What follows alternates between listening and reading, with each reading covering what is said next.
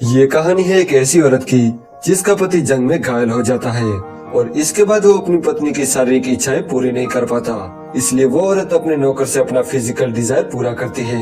Hello दोस्तों, आज हम जिस मूवी को एक्सप्लेन करने वाले हैं उस मूवी का नाम है लेडी चैटरलीज लवर, जो 1981 में रिलीज हुई थी। मूवी स्टार्ट होती है और हम घोड़ों की रेस को देखते हैं जिसमें क्लिफर्ड नाम का आदमी वो रेस जीत जाता है, लेकिन तभी हमें पता चलता है कि क्लिफर्ड इससे पहले भी कई बार ये रेस जीत चुका था। फिर क्लिफर्ड ये खुशखबरी अपनी वाइफ कोनी को देता है और कहता है कि आज रात इस खुशी में पार्टी होगी। फिर पार्टी में क्लिफर्ड को पता चलता है कि जर्मनी और इंग्लैंड के बीच जंग छिड़ चुकी है।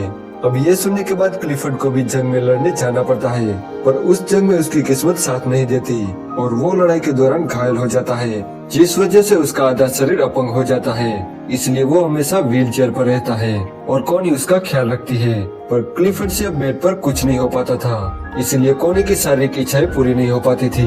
एक दिन क्लिफर्ड कोनी से कहता है कि मेरे लिए तुम अपनी लाइफ खराब मत करो, मैं तुम्हारी जरूरतें चाहकर भी पूरी नहीं कर सकता, इसलिए अगर तुम्हें कोई आदमी पसंद आता है तो तुम उसे प्यार कर सकती हो और मुझे इसमें कोई एतराज नहीं होगा।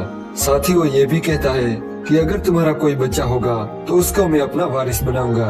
ये सुनकर कोनी उसे कहती है कि तुम कभी भी ये मत सोचना कि मैं तुमसे प्यार नहीं करती, मैं हमेशा तुमसे प्यार करती रहूंगी और तुम्हारे साथ रहूंगी। फिर थोड़ी देर बाद वहाँ एक नौकर आता है जिसका नाम ओलिवर होता है। क्लिफर्ड ओलिवर से कहता है कि मुझे घर तक छोड़ दो, तो ओलिवर क्लिफर्ड को घर तक छोड़ने जाता है, जहाँ ओलिवर को कोनी बहुत पसंद आ जाती है। जब ओलिवर जाने लगता है तब वो मुड़ मुड़ के कोनी को देखने लगता है। फिर एक दिन क्लिफर्ड की तबीयत खराब हो जाती है, इसलिए वो तुरंत डॉक्टर को बुलाते हैं, पर डॉक्टर के बदले एक नर्स आती है जिसका नाम मिस बोल्टन था। जब वो क्लिफर्ड का इलाज कर रही थी तब क्लिफर्ड कोनी से कहता है कि मैं चाहता हूँ कि तुम ओलिवर से मिलकर पता करो कि अंडे अच्छे हैं या नहीं। तो कोनी ना चाहते हुए भी वहाँ जाती है, जहाँ पहुंचकर वो देखती है कि ओलिवर अपने कपड़े उतारकर अपने बॉडी को साफ कर रहा होता है। ओलिवर की ऐसी हालत देखकर कोनी को कुछ कुछ होने लगता है। वो बस उसकी बॉडी को देखती रह जाती है और उसे बिना मिले ही वहाँ से चली जाती है। जब वो घर आती है तो क्लिफर्ड के पूछने पर वो बताती है कि ओलिवर उसे मिला ही नहीं। अब वो नर्स भी क्लिफर्ड का ट्रीटमेंट करने के लिए यहाँ रुक जाती है। रात को जब वो अपने कमरे में सोने जाती है तब उसे बार बार ओलिवर का ही ख्याल आता है। वो चाहकर भी उसे भुला नहीं पा रही थी और वो उसके ख्यालों में खो जाती है और अपनी बॉडी को टच करने लगती है। अगले दिन क्लिफर्ड उसे फिर से अंडे देखने भेजता है, लेकिन जब कोनी ओलिवर के पास जाती है तो ओलिवर उसे ठीक से बात नहीं करता। वो समझ गया था कि कोनी उससे क्या चाहती है, इसलिए वो नहीं चाहता था कि उनके बीच कोई अफेयर हो, क्योंकि वो उनका एक आम नौकर था। इस वजह से कोनी वहाँ से चली जाती है। लेकिन अगली बार जब वो ओलिवर से मिलती है तो ओलिवर उसे अपने कॉटेज की चाबी दे देता है। अब वो जब चाहे पक्षियों को देखने आ सकती थी। अब वो हर रोज ओलिवर के पास जाने लगी, वो बस ओलिवर को देखना चाहती थी। ऐसे ही एक दिन जब वो ओलिवर के पास जाती है तो ओलिवर उन्हें नन्हे चूजे दिखाता है, जिन्हें देखकर वो रोने लगती है। दरअसल उनका कोई बच्चा नहीं था और क्लिफर्ड की हालत देखकर ऐसा लगता है कि अब होगा भी नहीं। तब ओलिवर उसके पास आता है और उसे सीने से लगाता है।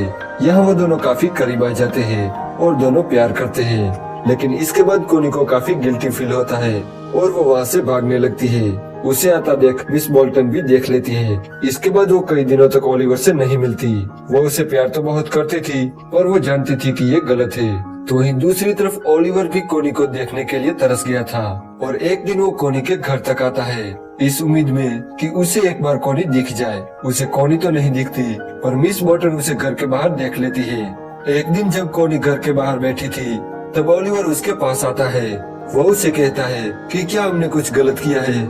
इस पर कोनी उसे कहती है कि नहीं। फिर वो उसे जंगल में ले जाता है, जहाँ दूसरी बार वो दोनों प्यार करते हैं। एक दिन ओलिवर क्लिफर्ड के घर आता है, जहाँ कोनी उसे कहती है कि तुम यहाँ क्या कर रहे हो।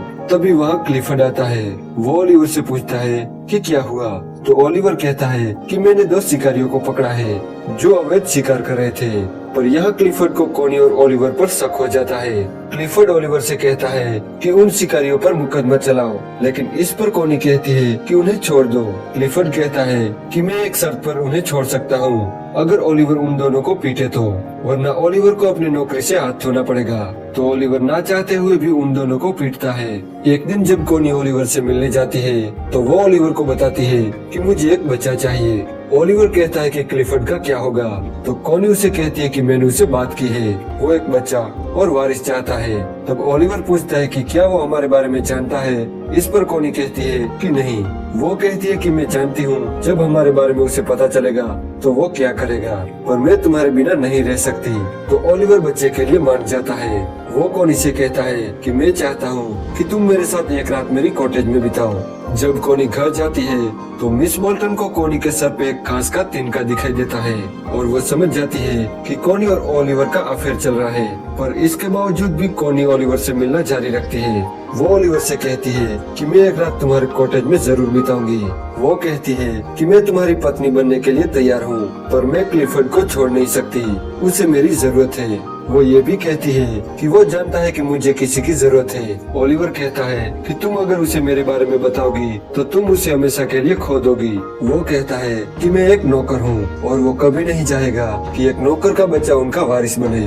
जब कोनी वापस आती है तब शाम ढल जाती है। क्लिफर्ड उसे वापस आते देख लेता है। तब कोनी कहती है कि तुम यहाँ क्या कर रहे हो। तो वो कहता है कि मैं सनसेट देख रहा हूँ, पर असल में वो जानता था कि कोनी और ओलिवर के बीच अफेयर चल रहा है, इसलिए वो उनकी इंसल्ट करने ओलिवर के पास जाता है। पर ओलिवर अपने घर न होकर क्लिफर्ड के घर के पास होता है। वो कोनी से कहता है कि आज रात तुम मेरे साथ बिताओगी।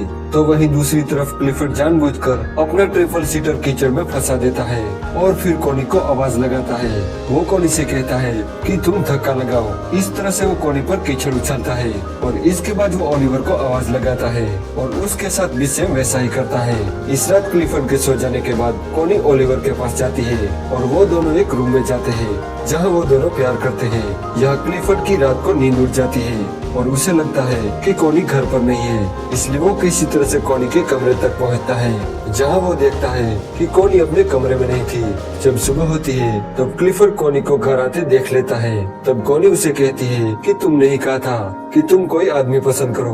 क्लिफर्ड कहता है कि हाँ, पर मैंने ये नहीं कहा था कि तुम एक नौकर ओलिवर से रिश्ता बनाओ। सोचो अगर तुम प्रेग्नेंट हो गई तो। अब इसके बाद क्लिफर्ड कोनी को वेनिस भेज देता है और ओलिवर को काम से निकाल देता है। जब वेनिस में कोनी अपनी सिस्टर के साथ होती है तब उसे पता चलता है कि वो प्रेग्नेंट है, तो वो फिर से क्लिफर्ड के पास आ जाती है, जहाँ उसे पता चलता है कि क्लिफर्ड ने ओलिवर को काम से निकाल दिया।